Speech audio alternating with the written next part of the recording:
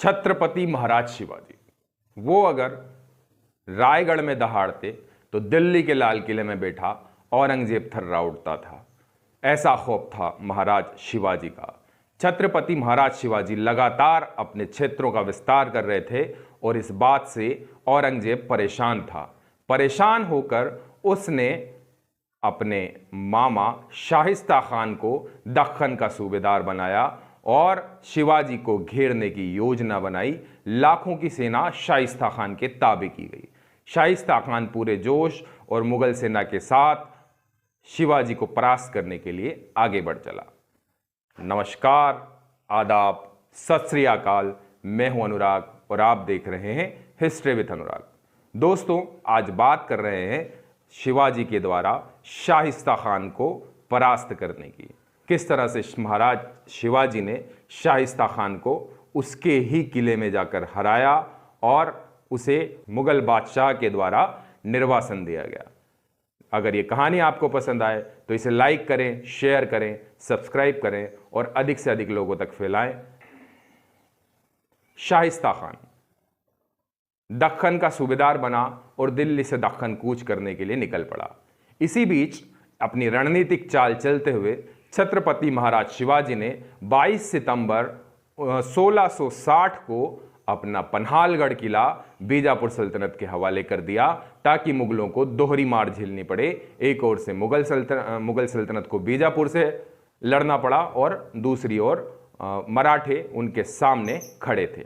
इस तरह से शाइस्ता खान को अपना रुख मोड़ना पड़ा। उम्बरखिंड की लड़ाई में करतलब खान की हार के बाद शाइस्ता खान ने पेन के रास्ते कल्याण की ओर अपनी सेना भेजी और उत्तरी कोंकण का बहुत सारा हिस्सा जीत लिया।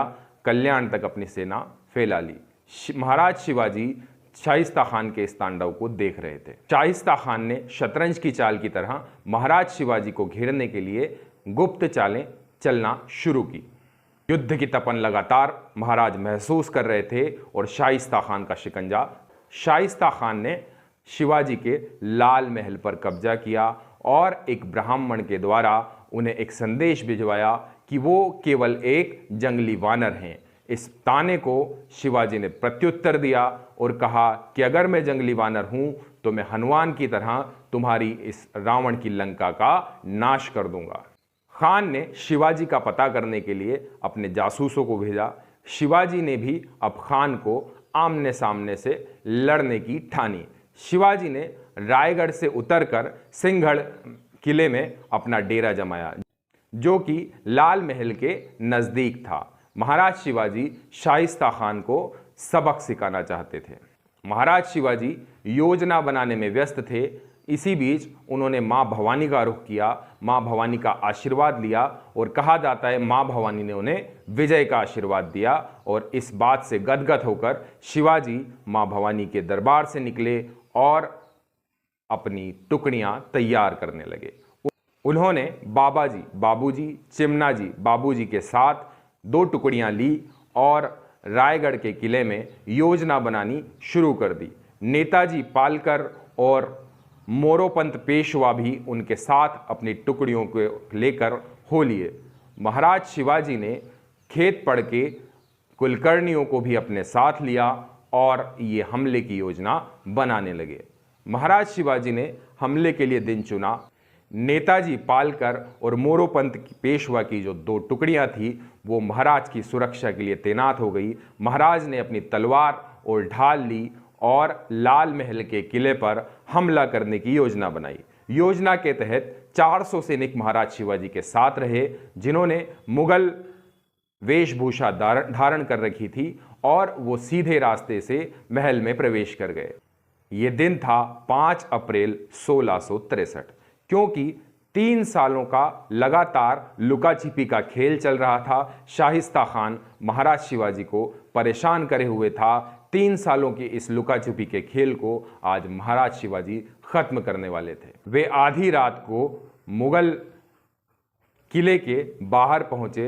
जहां मौजूद संतरियों ने उनसे पूछा तो उन्होंने कहा कि वो नए रंगरूट हैं और चूंकि उस समय मुगल सेना में कई नए रंगरूटों की भर्ती की जा रही थी तो बिना किसी पूछताछ के उन्हें अंदर जाने दिया गया। महाराज शिवाजी 400 सैनिकों को लेकर अंदर चले गए।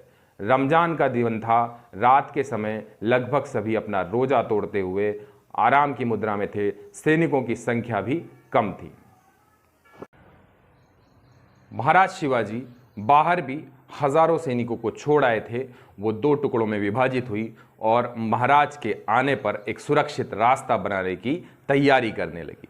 महाराज शिवाजी अपनी सेना के साथ महल के अंदर घुस गए और महाराज शिवाजी ने रसोई और खिड़कियों के रास्ते से महल में प्रवेश किया। उन्हें पता था कि शाइस्ता खान अंदर है, क्योंकि शाइस्ता खान ने रेत, मिट्टी और ईंटों से उस रास्ते को बंद करवा दिया था।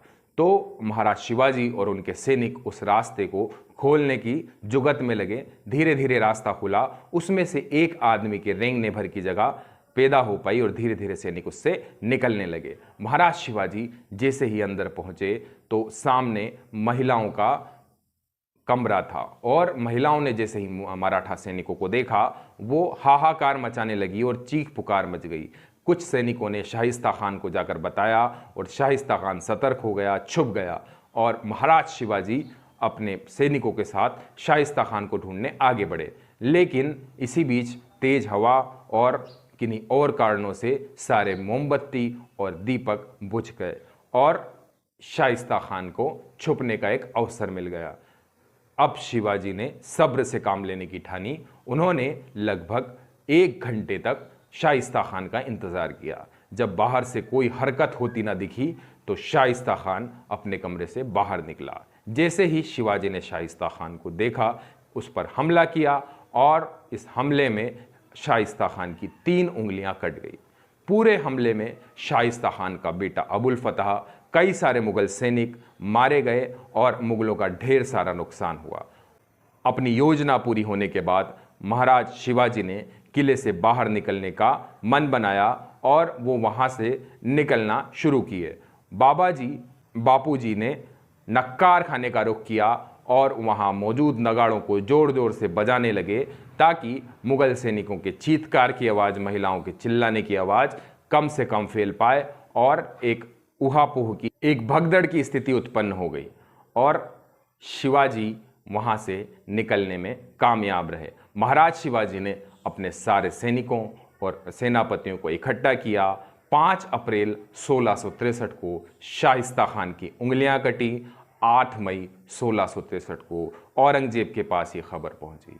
खबर सुनते ही औरंगजेब ने अपना सिर पीट लिया। शाइस्ता खान के ऊपर आग बबूला हो उठा और उससे सूबेदारी छीन ली।